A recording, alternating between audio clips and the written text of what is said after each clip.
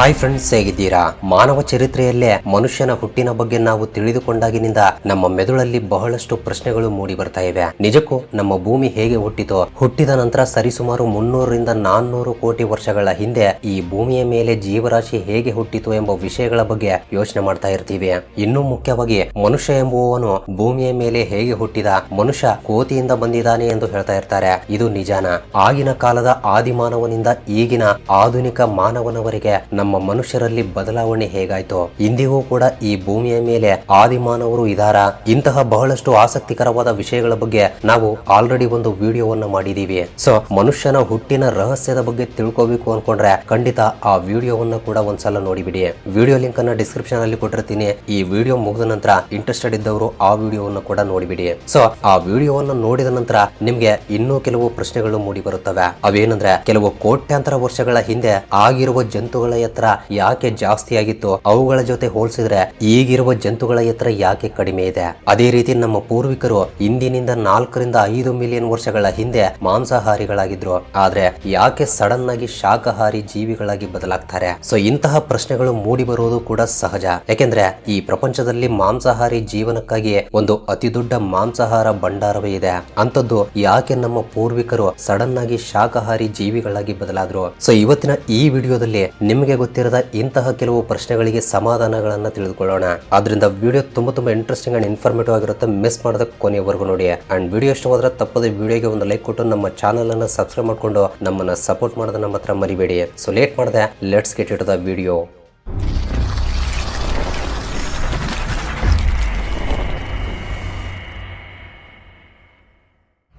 ನಿಜ ಹೇಳಬೇಕು ಅಂದ್ರೆ ನಮ್ಮ ಕತೆ ಸರಿಸುಮಾರು 3.5 ಬಿಲಿಯನ್ ವರ್ಷಗಳ ಹಿಂದೆಯೇ ಶುರುವಾಗಿದೆ. ಆಗಲೇ ಜೀವ ಎಂಬುದು ಈ ಭೂಮಿಯ ಮೇಲೆ ಸೃಷ್ಟಿಯಾಗಿದೆ. ಆದ್ರೆ ನಮ್ಮ ಕತೆ ಅಂದ್ರೆ ಮಾನವನ ಕತೆ ಸರಿಸುಮಾರು 300 ಮಿಲಿಯನ್ ವರ್ಷಗಳ ಹಿಂದೆಯಷ್ಟೇ ಶುರುವಾಗಿದೆ. ಅಂದ್ರೆ ಭೂಮಿಯ ಮೇಲೆ ಡೈನೋಸರ್ ಗಳಿಗಿಂತ ಮುಂಚೆ ಟ್ರೈಲೋಬೈಟ್ಸ್ ಗಳ ಆಧಿಪತ್ಯ ಇದ್ದಾಗಿನಿಂದ. ಸೊ ಇವುಗಳ ಬಗ್ಗೆ ನೀವು ಅರ್ಥ ಮಾಡಿಕೊಳ್ಳಬೇಕಾಗಿರೋದು ಏನು ಅಂದ್ರೆ, ಇವು ನಮಗೆ ಕೆಲವು ಬಿಲಿಯನ್ ವರ್ಷಗಳ ಹಿಂದೆ ಜೀವಿಸಿದ ನಮ್ಮ ಪೂರ್ವಿಕರು. ಹೌದು, ನೀವು ಜಂತುಗಳ ಬಗ್ಗೆ ತಿಳಿದುಕೊಳ್ಳೋಕು ಮುಂಚೆ ಅವುಗಳ ಮೊದಲು ಆರ್ಗ್ಯಾನಿಸಂ ಎಂಬ ಹೆಸರಿನಿಂದ ಕರೀತಾ ಇದ್ರು. ಟ್ರೈಲೋಬೈಟ್ಸ್ ಗಳಿಗಿಂತ ಮುಂಚೆ ಈ ಭೂಮಿಯ ಮೇಲೆ ಆರ್ಗ್ಯಾನಿಸಂ 1.5ರಿಂದ 2 ಫೀಟ್ ಗಳವರೆಗೆ ಮಾತ್ರವೇ ಇದ್ವು. ಅಂದ್ರೆ ಟ್ರೈಲೋಬೈಟ್ಸ್ ಗಳಿಗಿಂತ ಮುಂಚೆ ಈ ಭೂಮಿಯ ಮೇಲೆ ಆರ್ಗ್ಯಾನಿಸಂ ನ ಎತ್ತರ 1.5ರಿಂದ 2 ಅಡಿಗಳವರೆಗೆ ಮಾತ್ರವೇ ಇತ್ತು. ಆದ್ರೆ ಇವುಗಳ ಸೃಷ್ಟಿಯ ನಂತರ ಭೂಮಿಯ ಮೇಲೆ 3ರಿಂದ 3.5 ಅಡಿಗಳಷ್ಟು ಎತ್ತರದವರೆಗೆ ಬೆಳೆಯುವ ಜಂತುಗಳು ಕೂಡ ಹುಟ್ಟಲು ಶುರುವಾಗುತ್ತವೆ. ಅಂದ್ರೆ ಕೆಲವು ಸಾವಿರಾರು ವರ್ಷಗಳ ನಂತರ ಇದೇ ರೀತಿ ಜಂತುಗಳ ಆಕಾರದಲ್ಲಿ ದೊಡ್ಡ ಪ್ರಾಣಿಗಳು ಹುಟ್ಟೋಕೆ ಶುರುವಾಗುತ್ತವೆ. ನಂತರ ಮುಂದೆ ನಡೆದಿರುವ ಬದಲಾವಣೆಯ ಕ್ರಮ ಹಿಂದೆ ತಿರುಗಿ ನೋಡದಂತೆ ಅಭಿವೃದ್ಧಿಯಾಗುತ್ತೆ. ನೋಡ್ತಾ ಇದ್ದಂತೆ ಈ 2 ಕೋಟಿ ವರ್ಷಗಳಲ್ಲಿ 3ರಿಂದ 5 ಅಡಿಗಳಷ್ಟು ಎತ್ತರವಿರುವ ಟ್ರೈಲೋಬೈಟ್ಸ್ ಯಾವಾಗ ಡ್ರೆಡ್ ನಾಟಸ್ ಗಳಾಗಿ ಬದಲಾದವು ಎಂಬುದೇ ಗೊತ್ತಾಗಲ್ಲ. ಈ ವಿಕಾಸ ಈ ರೀತಿ ಕಂಟಿನ್ಯೂ ಆಗ್ತಾ ಬರುತ್ತೆ. ಆದ್ರೆ ಆ ಭಗವಂತನಿಗೆ ಬೇರೆ ಯೋಚನೆ ಇತ್ತೋ ಏನೋ ಗೊತ್ತಿಲ್ಲ. ಒಂದು ಮಾಯೆಯ ರೀತಿಯಲ್ಲಿ ಆಕಾಶದಿಂದ ಒಂದು ಉಲ್ಕೆಯ ತುಂಡು ಬಂದು ಭೂಮಿಯ ಮೇಲೆ ನಡೀತಾ ಇರುವ ವಿಕಾಸವನ್ನ ಬೂದಿಯಾಗಿ ಬದಲಾಯಿಸಿ ಬಿಡುತ್ತೆ. ಸೊ ಇದರ ಕಾರಣದಿಂದ ಎಷ್ಟೋ ಕೋಟ್ಯಾಂತರ ವರ್ಷಗಳವರೆಗೆ ಜೀವಿಸಿದ ಡೈನೋಸರ್ಗಳು ಅಳಿದು ಹೋಗಿ ಬಿಡುತ್ತವೆ. ಆದ್ರೆ ಇದರಲ್ಲಿ ಕೇವಲ ಭೂಮಿಯ ಒಳಗಡೆ ವಾಸವಿರುವ ಚಿಕ್ಕ ಇಲಿಯಂತಹ ಜೀವಿಗಳು ಬದುಕುಳಿಯುವುದು ನಮ್ಮ ಅದೃಷ್ಟ ಅಂತಾನೆ ಹೇಳ್ಬೋದು. ಯಾಕೆಂದ್ರೆ ಮತ್ತೆ ಭೂಮಿಯ ಮೇಲೆ ಜೀವ ಹುಟ್ಟಿಕೊಳ್ಳೋಕೆ ಇದೊಂದು ಒಳ್ಳೆ ಅವಕಾಶವಾಗಿ ಬದಲಾಗುತ್ತೆ. ಈ ವಿಕಾಸ ಹೊಂದೋಕೆ ಕೆಲವು ಕೋಟ್ಯಾಂತರ ವರ್ಷಗಳು ಹಿಡಿದ್ರೂ ಕೂಡ ಈ ಜೀವಿಗಳು ಭಾರಿ ಸಂಖ್ಯೆಯಲ್ಲಿ ಬೆಳೆದು ತಮ್ಮ ಸಂಖ್ಯೆಯನ್ನ ಹೆಚ್ಚಿಸಿಕೊಳ್ಳುತ್ತವೆ. ಇದರಿಂದ ಗ್ಲಿಪ್ಟೋಡಾನ್ ಮತ್ತು ಮ್ಯಾಮೂತ್ ಗಳಂತಹ ಜಂತುಗಳು ಹುಟ್ಟಿಕೊಳ್ಳುತ್ತವೆ. ಸೊ ಈ ಲಾಜಿಕ್ ನಿಂದ ನೋಡಿದ್ರು ಕೂಡ ಈಗಿನ ಜಂತುಗಳು ಆಗಿನ ಕಾಲದ ಜಂತುಗಳಿಗಿಂತ ತುಂಬಾ ದೊಡ್ಡದಾಗಿರ್ಬೇಕು. ಹಾಗಾದ್ರೆ ಸಡನ್ ಆಗಿ ಈಗಿರುವ ಜಂತುಗಳ ಎತ್ತರ ಯಾಕೆ ಕಡಿಮೆಯಾಗಿದೆ ಎಂಬುದನ್ನ ಟೆಲ್ ಅವೀವ್ ಯೂನಿವರ್ಸಿಟಿಯಲ್ಲಿ ರಿಸರ್ಚ್ ಮಾಡಿದ ಮೇಲೆ ಗೊತ್ತಾಗುತ್ತೆ. ಸೊ ಅವರ ರಿಸಲ್ಟ್ ಗಳು ತುಂಬಾ ನಂಬುವ ಹಾಗೆ, ನಿಜ ಎಂದು ಅನಿಸುವ ಹಾಗೆ ಇವೆ. ಸೊ ನಡೆದಿರುವ ವಿಷಯ ಏನು ಅಂದ್ರೆ, ಮೊದಲು ಜಂತುಗಳು ತಮ್ಮ ಸುತ್ತಮುತ್ತಲಿನ ಪರಿಸರಕ್ಕೆ ಅನುಗುಣವಾಗಿ ಜೀವಿಸ್ತಾ ಇದ್ವು. ಇವುಗಳಲ್ಲಿ ಬಹಳಷ್ಟು ಶಾಕಾಹಾರಿ ಜೀವಿಗಳು ಮರಗಿಡಗಳ ಮೇಲೆ ಜೀವಿಸ್ತಾ ಇದ್ವು. ಇನ್ನೊಂದು ಕಡೆ ಮಾಂಸಾಹಾರಿ ಜೀವಿಗಳು ಬೇಟೆಯಾಡಿ ತಮ್ಮ ಜೀವನವನ್ನ ಕಳೀತಾ ಇದ್ವು. ಅಷ್ಟೇ ಅಲ್ಲದೆ ಅವುಗಳ ಪುನರುತ್ಪತ್ತಿ ಅಷ್ಟು ಸ್ಪೀಡ್ ಆಗಿ ಕೂಡ ಇರಲಿಲ್ಲ. ಇದೇ ಕಾರಣದಿಂದ ಅವುಗಳಿಗೆ ಹೆಚ್ಚಾಗಿ ಬೇಟೆಯಾಡುವ ಅವಶ್ಯಕತೆ ಕೂಡ ಬೀಳಲ್ಲ. ಆದ್ರೆ ಇದೆಲ್ಲ ಸಡನ್ ಆಗಿ ಬದಲಾಗಿ ಬಿಡುತ್ತೆ. ಸರಿಸುಮಾರು 150 ಮಿಲಿಯನ್ ವರ್ಷಗಳ ಹಿಂದೆ ಮೊಟ್ಟ ಮೊದಲ ಮನುಷ್ಯ ಹುಟ್ಟಿಕೊಳ್ತಾನೆ. ಇಂದಿನಿಂದ 15 ಲಕ್ಷ ವರ್ಷಗಳ ಹಿಂದೆ ಆ ಮನುಷ್ಯ ಬೇಟೆಯಾಡೋದನ್ನ ಕಲಿತುಕೊಳ್ತಾನೆ.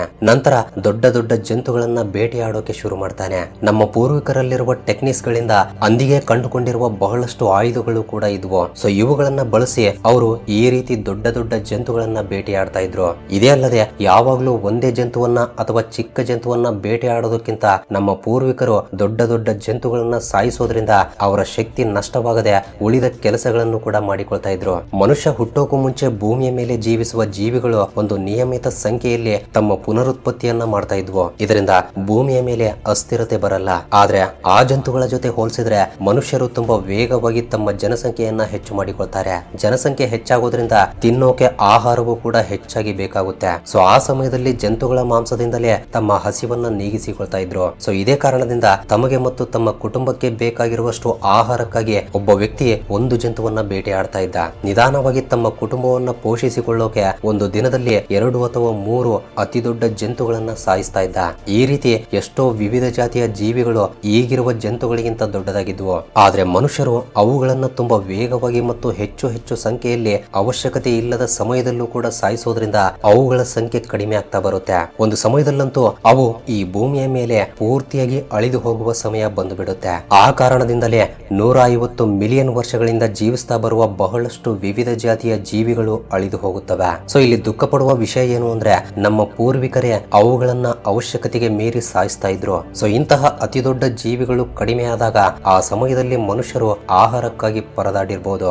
ಆಹಾರಕ್ಕಾಗಿ ಕೆಲವು ಯುದ್ಧಗಳು ಕೂಡ ನಡೆದಿರಬಹುದು. ಸೊ ಇದರಿಂದ ಅವರ ದಿನನಿತ್ಯದ ನ್ಯೂಟ್ರಿಷನ್ ಕಡಿಮೆ ಆಗುತ್ತೆ. ಪೋಷಣೆಯಲ್ಲಿ ಮನುಷ್ಯರಿಗಷ್ಟೇ ಅಲ್ಲ ಜಂತುಗಳ ಮೇಲೂ ಕೂಡ ಪ್ರಭಾವ ತೋರಿಸುತ್ತೆ. ಸೊ ಈ ಕಾರಣದಿಂದಲೇ ಆಗಿನ ಸಮಯದಲ್ಲಿ ಭಾರಿ ಆಕಾರದಲ್ಲಿರುವ ಜಂತುಗಳು ನಿಧಾನವಾಗಿ ಚಿಕ್ಕ ಚಿಕ್ಕ ಆಕಾರಕ್ಕೆ ವಿಕಾಸವನ್ನ ಹೊಂದ್ತಾ ಬರುತ್ತವೆ. ಉದಾಹರಣೆಗೆ ಒಂದು ಸಿಂಹವನ್ನ ಆಗಿನ ಸಮಯದಲ್ಲಿ ನೋಡಿದ್ರೆ 2 ರಿಂದ 3 ಮೀಟರ್ಗಳಷ್ಟು ಎತ್ತರವಿತ್ತು. ಆದ್ರೆ ಸರಿಯಾದ ಪೋಷಣೆ ಇಲ್ಲದೆ ಇರೋದ್ರಿಂದ ಕಾಲ ಕಳೀತಾ ಇದ್ದಂತೆ ಚಿಕ್ಕ ಚಿಕ್ಕ ಜಂತುಗಳಾಗಿ ವಿಕಾಸವನ್ನ ಹೊಂತ ಒಂದು ಸಮಯದಲ್ಲಿ ಅವು ಈಗಿರುವ ಚಿಕ್ಕ ಜಂತುಗಳಾಗಿ ಬದಲಾಗಿವೆ. ಅದೇ ರೀತಿ ಮನುಷ್ಯರ ವಿಷಯದಲ್ಲೂ ಕೂಡ ಇದೇ ರೀತಿ ನಡೆದಿದೆ. ಸೊ ಅವಶ್ಯಕತೆ ಎಂಬುದು ಹೊಸ ಆವಿಷ್ಕಾರಕ್ಕೆ ನಾಂದಿ ಎಂದು ಹೇಳ್ತಾ ಇರ್ತಾರೆ. ನಮ್ಮ ಪೂರ್ವಿಕರು ಜಂತುಗಳ ಮೇಲೆ ಆಧಾರವಾಗಿ ಜೀವನವನ್ನ ಸಾಗಿಸುವುದು ಕಷ್ಟ ಎಂಬುದನ್ನ ತಿಳಿದುಕೊಂಡು ಅವರು ಒಂದು ಪ್ರಕ್ರಿಯೆಯನ್ನ ಕಂಡುಕೊಳ್ತಾರೆ. ಅದೇ ಕಾರಣದಿಂದ ಈಗ ಈ ಪ್ರಪಂಚದಲ್ಲಿ ಕೆಲವು ಕೋಟ್ಯಾಂತರ ರೈತರಿದ್ದಾರೆ. ನಮ್ಮ ಪೂರ್ವಿಕರಿಗೆ ತಿನ್ನೋಕೆ ಉಂಟಾದ ಆಹಾರದ ಕೊರತೆಯ ಕಾರಣದಿಂದ ಅವರಿಗೆ ಹೊಸ ರೀತಿಯ ಆಹಾರವನ್ನ ಸೃಷ್ಟಿ ಮಾಡಿಕೊಳ್ಳುವುದು ಬಿಟ್ರೆ ಬೇರೆ ಮಾರ್ಗವೇ ಇರಲಿಲ್ಲ. ಸೊ ಅಂತಹ ಸಮಯದಲ್ಲಿ ಅವರ ದೃಷ್ಟಿ ಗಿಡ ಮರಗಳ ಮೇಲೆ ಬೀಳುತ್ತೆ. ಸೊ ಇದರಿಂದ ಅವರು ಮರಗಿಡಗಳ ಮೇಲೆ ಇರುವ ಹಣ್ಣು ಹಂಪಲುಗಳನ್ನ ತಿಂದು ಜೀವಿಸ್ತಾ ಇದ್ರು. ಮರಗಳ ಮೇಲೆಯೇ ವಾಸಿಸ್ತಾ ಇದ್ರು. ನಂತರ ಅವರು ಇವುಗಳನ್ನ ಪರ್ಮನೆಂಟ್ ಆಹಾರವಾಗಿ ಬದಲಾಯಿಸಬಹುದು ಎಂದು ಅರ್ಥ ಮಾಡಿಕೊಳ್ತಾರೆ. ಅದಕ್ಕಾಗಿಯೇ ಅವುಗಳನ್ನ ಹೇಗೆ ಬಳಸ್ಕೋಬೇಕು, ಹೇಗೆ ಬೆಳೆಸಬೇಕು ಎಂಬುದನ್ನ ಕಲಿತುಕೊಳ್ತಾರೆ. ಈ ರೀತಿ ವ್ಯವಸಾಯವನ್ನ ಶುರು ಮಾಡ್ತಾರೆ. ಆಗಿನಿಂದ ಶಾಕಾಹಾರವನ್ನ ಸೇವಿಸೋಕೆ ಶುರು ಮಾಡ್ತಾರೆ. ಇದರಿಂದ ಅವರ ಮೆದುಳು ಕೂಡ ಚುರುಕಾಗ್ತಾ ಹೋಗುತ್ತೆ. ಈ ರೀತಿ ಸಮಯ ಕಳೀತಾ ಇದ್ದಂತೆ ಈ ಅಭ್ಯಾಸ ಮನುಷ್ಯರನ್ನ 2 ರೀತಿಯ ಜಾತಿಗಳಾಗಿ ಬದಲಾಗುವ ಹಾಗೆ ಮಾಡುತ್ತೆ. ಒಬ್ಬರು ಶಾಕಾಹಾರಿಗಳಾದ್ರೆ ಇನ್ನೊಬ್ರು ಮಾಂಸಾಹಾರಿಗಳಾಗ್ತಾರೆ. ಈ ವ್ಯವಸಾಯ ಮನುಷ್ಯರು ಜಂತುಗಳ ಜೊತೆ ಜೀವನ ಸಾಗಿಸುವ ಹಾಗೆ ಮಾಡುತ್ತೆ. ನಂತರ ಈ ವ್ಯವಸಾಯ ಪದ್ಧತಿಯನ್ನ ಇನ್ನೂ ಸುಲಭಗೊಳಿಸಿಕೊಳ್ಳೋಕೆ ಎತ್ತುಗಳನ್ನ ಮತ್ತು ನಾಯಿಗಳಂತಹ ಜಂತುಗಳನ್ನ ಬಳಸಿಕೊಳ್ಳೋಕೆ ಶುರು ಮಾಡ್ತಾರೆ. ಈ ರೀತಿ ವ್ಯವಸಾಯ ಮಾಡುವಾಗ ಜಂತುಗಳ ಸಹಾಯವಿಲ್ಲದೆ ವ್ಯವಸಾಯ ಮಾಡಲು ಸಾಧ್ಯವಾಗದ ರೀತಿಯಲ್ಲಿ ಮನುಷ್ಯ ಅಭಿವೃದ್ಧಿಯನ್ನ ಹೊಂದ್ತಾನೆ.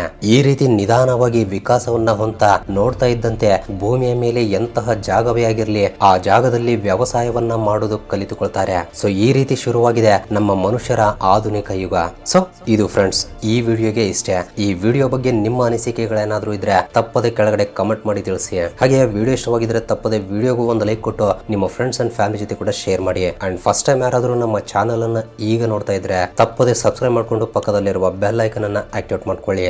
ಅಂಡ್ ವಿಡಿಯೋನ ಕೊನೆಯವರೆಗೂ ನೋಡಿದ್ದಕ್ಕೆ love you so much guys.